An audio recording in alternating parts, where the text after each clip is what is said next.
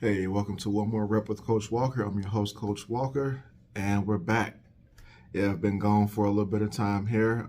Just the topics that were being presented or were coming about in the news or whatever it may have been were just a little bit too negative for my liking, and I just got tired of talking about coaches and the things that they were doing that were not in the best interest of athletes. So I didn't have a lot to talk about, but there have been a few things coming about here over the last few weeks that are a little bit more positive, and I do want to talk about those things.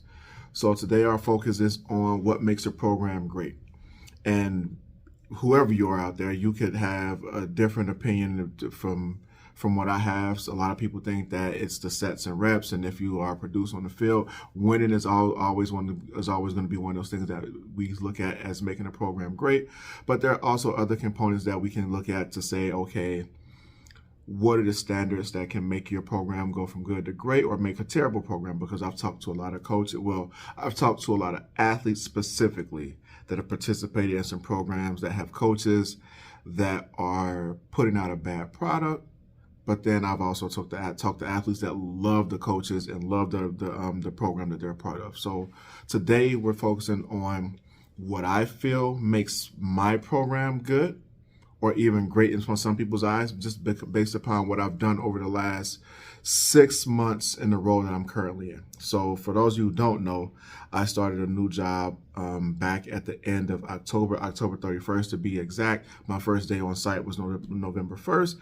Didn't coach an athlete until the beginning of this year, the first week of January 2023.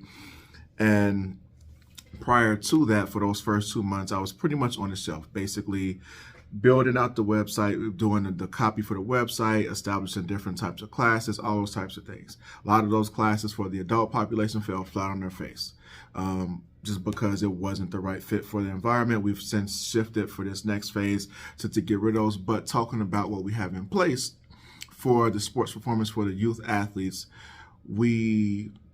specifically what I have in place, I have some return to play for ACL specifically, but injuries in general in place, and sports performance for teams and young athletes from the ages of about 8 to 18, but we also are shifting that to 10 to 18.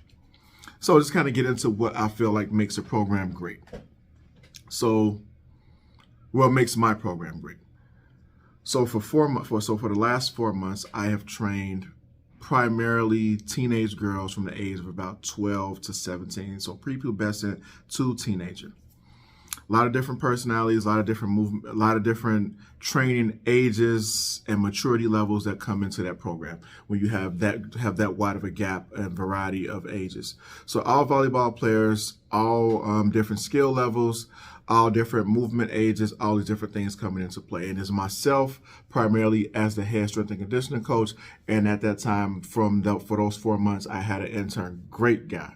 I'll give some information. There'll be an episode where I talk about him later, but he is fresh out of college, or he's graduating, I think, this coming week. If there are some people that I know out there, if you need a strength and conditioning coach, a young guy that's coming in, he's getting a CSCS, he's the guy for you. But I digress. Let's get back to while we're here. So for my program for those 4 months, there's a lot of different things that happen in the program.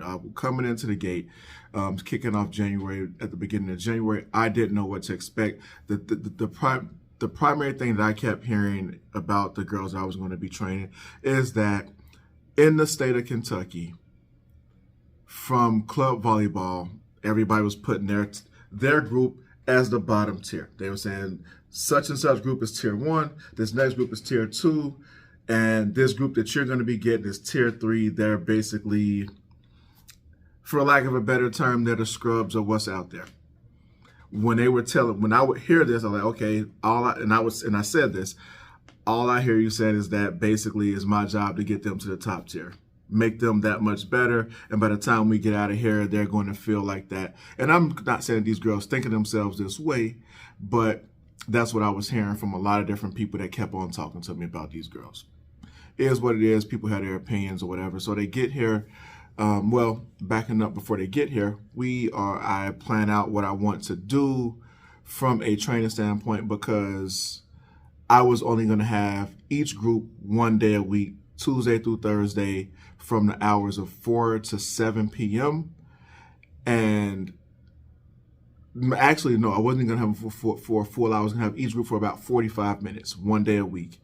And my job was to, as they were calling it, jump training, improve their jumping capabilities, keep it, from my perspective, injury prevention or injury resiliency, making sure that they were going to minimize the risk of injury and make sure that they were basically injury proof for the most part, make them stronger, faster, all those things that are going to help them out on a volleyball court. So get them in here with training, though that first week or so, 2 weeks. And you ask all your questions. What could have been better about the session? What did you like about the session? All those things that may kind of build your program to kind of make sure you're tailoring some of the things to what they want to do. Some groups talked a lot. Some groups didn't speak to me at all. And some groups were kind of in the middle. But you continue to build up, you continue to ask those questions, continue to put your program in place, and you continue to push forward to make sure that things are there for the girls and make sure that they enjoy at least coming over to this part of the house to where they're actually training. So we go forward with month 1 passes, and I think we do some training. We do some testing. We do vertical jump. We do vertical jump and flying tests because those are the 2 tests that I wanted to test, especially with the space that we had available to us, because while we have about 60 yards of turf, we were only allotted about maybe 10 to 20 yards on any given day. Some days we would get lucky and get the full field for a few minutes, but pretty much we were allotted about 10 to 20 yards. So with these girls coming in, we would do our training, our strength and conditioning training. And we started out primarily out on the turf with dumbbell work, jumps, and things like that. Resistance bands, kettlebells, those would be our main implements that we were using. So first month, it was basically a lot of me building the foundation, making sure that movement patterns were to my liking, because obviously having them 1 day a week, I'm not going to get everything perfect, but I'm going to get it to where I feel safe and comfortable with how you're moving under the loads that we were using. Again, these are girls 12 to 17 years old. A lot of them didn't have high training ages, but some of them were actually training at school, so they were learning some things. So a lot of dumbbells, dumbbell squats, dumbbell deadlifts, box jumps, resistance band work, all that type of stuff. And you just kind of continue to do those types of things to where you build a foundation. And one day, probably beginning of February, mid-February, some of the girls asked me, could I actually teach them how to lift? And they were talking, these were some of the older girls, they were asking me specifically about going into the gym with the barbell, squats, bench, deadlift, that type of stuff. Okay, cool. And by this time, we've implemented the program for about a month and a half, myself and my intern. And I'm like, okay, we can go do this. Like, I feel like we can handle it as this game plan to kind of manage the groups, because the group sizes range from anywhere from about, I think our smallest group was 8 girls and our largest group was maybe 20-some girls. So in a week, in those 3 days, we would train probably 170-ish girls. So middle of February, we take the girls inside the gym. We start game planning. We start teaching bench, squat, deadlift with the bar. It actually goes a lot better than what I thought it would have gone at that point in time, given the fact that you had a lot of different training ages coming in. But it went well. It actually was the best move we could have made, because it gave us a little bit more structure, and it helped us get to the point where girls were actually a lot more engaged in what they were with the stuff with the stuff that we were doing before. Because some of them, it was like kind of going through the motions, but you were kind of still motivating and still teaching what you needed to do. But then once you put the weight in the bar, and you realize that athletes are athletes no matter who they are. And some athletes need that extra challenge, and putting the weight in the bar was that challenge. So we started off by doing trap bar deadlift, trap bar jump. Then we moved on to, and then we have barbell squat. We added in some barbell deadlift to kind of teach the movement. Barbell bench press. And those were our big movements inside the gym. And then we started teaching later on just to pull up, basically showing them that upper body strength is universal. We just have to make sure we build it the right way. So all these little wins that we were building in to make sure to ensure that the girls understood that this training was for them and it was to make them stronger and not to baby them and continue to have them use the 8s and 10s and things like that with the dumbbells. Because my main thing whenever we're out there training, lift heavier, but lift safely. Don't just go grab the 5s or the 8s because it's convenient and it'll get you through the workout and you know you won't be sore after. So we continue to build those things in, and then once we actually did the training with the vertical jump and the flying 10s, the vertical jump, we got to see, okay, this is where we started at. This is your jump. This is where your numbers are right now. And I think we tested maybe a month later. We tested from that first time, I think, end of January, and then again at the end of February. And so we saw some increases in the jumps. The speed went up a little bit better, a little bit by a couple of hundredths of a second for some girls, maybe a tenth of a second for some other girls, just because they understood the mechanics behind the flying 10s better than they did the first time. Because the first time, it was just kind of going through the motions, and a lot of athletes who play sports where sprinting isn't a part of the game, they see the cone, I'm stopping at the cone. And that's the thing that was killing us on the first time. They would sprint right up to the cone, and so they would start to slow down. Second time around, they would sprint through the cone a little bit better, and then so they kind of gave us that buy-in. And so we would give them the updates on what their numbers look like. So at that second testing, at the retest, okay, some of the girls, they had increases in their actual vertical jump, 1/2 inch, 2 inches, things like that. So, okay, you're building that buy-in. Then we kind of try to make the sessions fun and not be too overbearing. Like, let them talk, let them do their thing. As long as they're getting the work done, that's what we do. We get everything done. We work hard, we have fun, we laugh, but we make sure that the work gets done and we're safe about it. Fast forward, continuing through the end of February through March, we continue to operate in the same manner, making sure that things match up. And then we just continue to ask the girls, like, what do they like, what don't they like? And then also after they have tournaments, we would have recovery days. We would have, if a group came in and said that they're still sore, we scrap the plan for the day and we break out the foam rollers. That's another thing we did. We made sure that we taught them foam rolling early on, to where recovery became a staple. It's a staple in the actual program, but then when they are either in the gym just in general, prior to on a day when they're not training with me, or it's a day where they're coming in, they knew they could come get the foam roller and just foam roll. And then you just had that buy-in. Okay, he's teaching us things that will help us even if we're not actually training with him. So that became a thing, to where we would do the recovery days on the days after tournaments, but then also making sure that they understood that these things are available on a regular basis no matter what.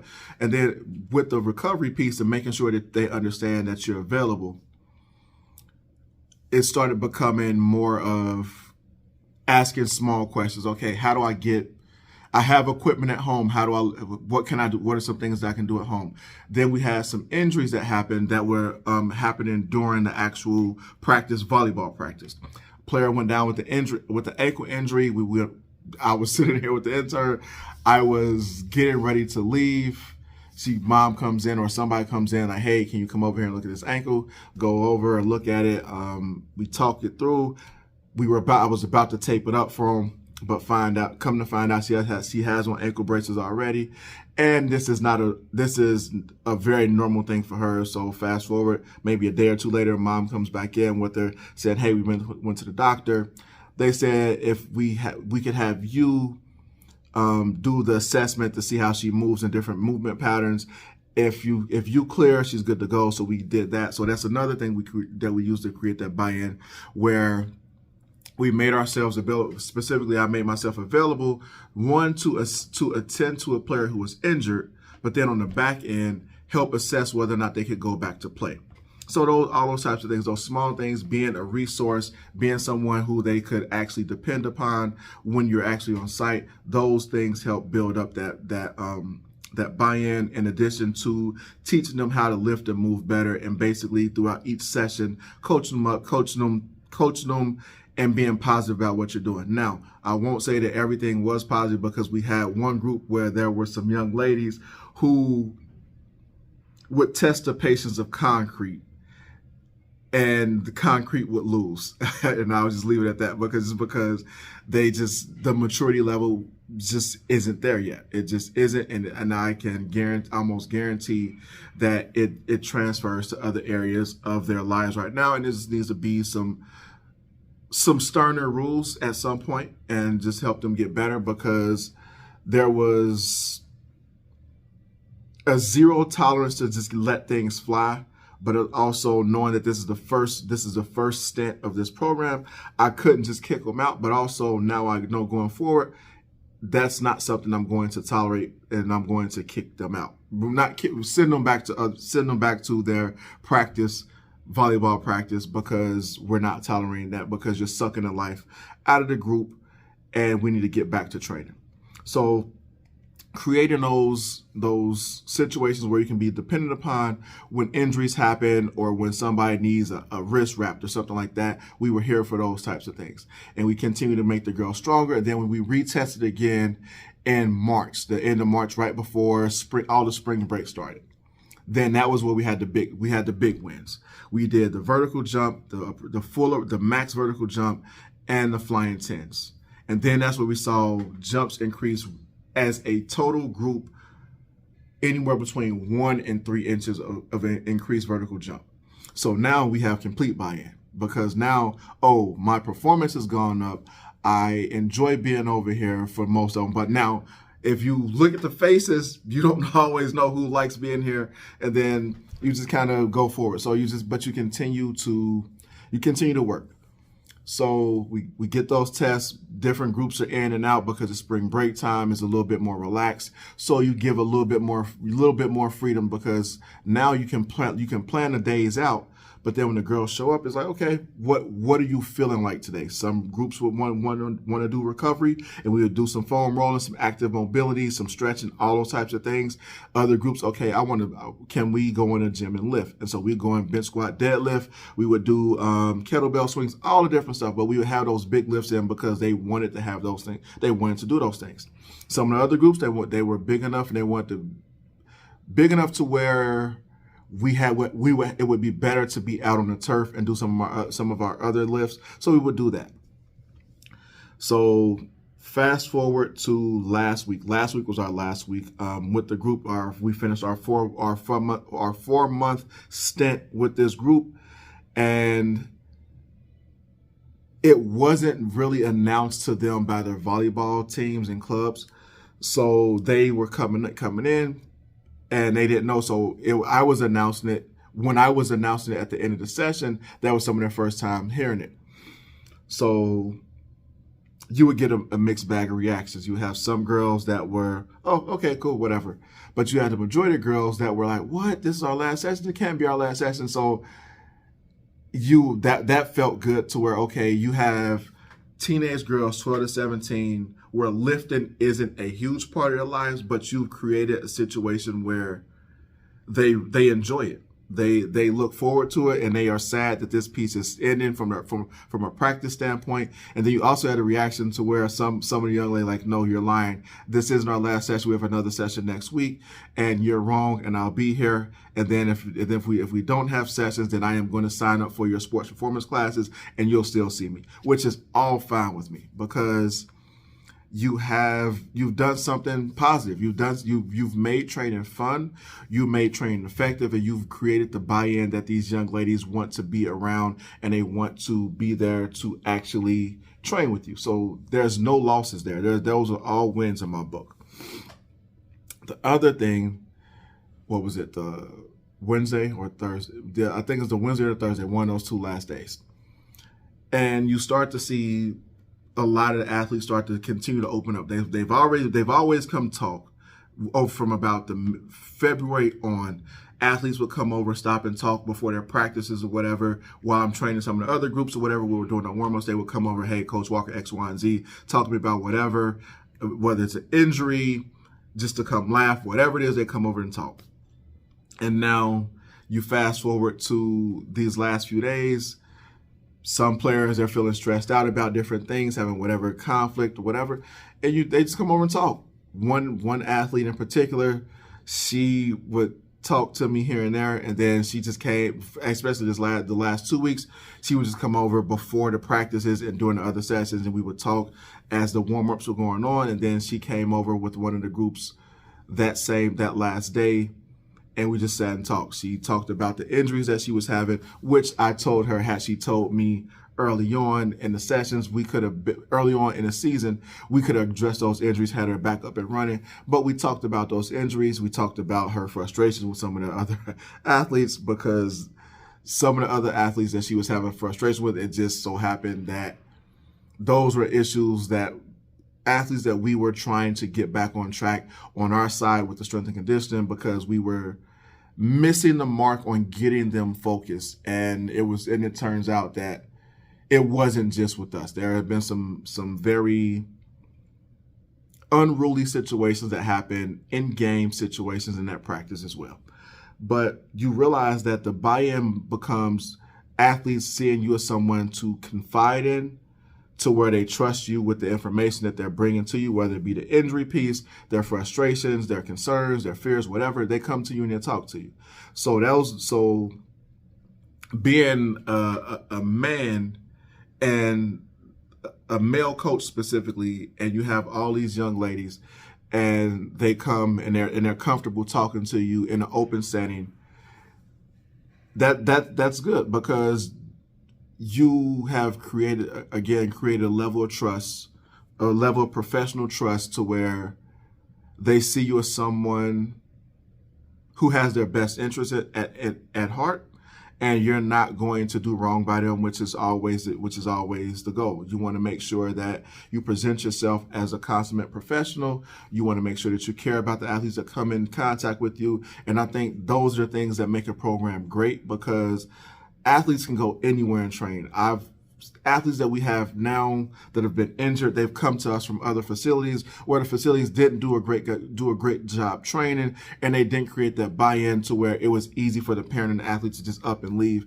And the buy-in, again, like from the things we talked about here, the trust level, the taking care of the athlete, the creating a buy-in where you make the sessions fun but effective, fixing injuries.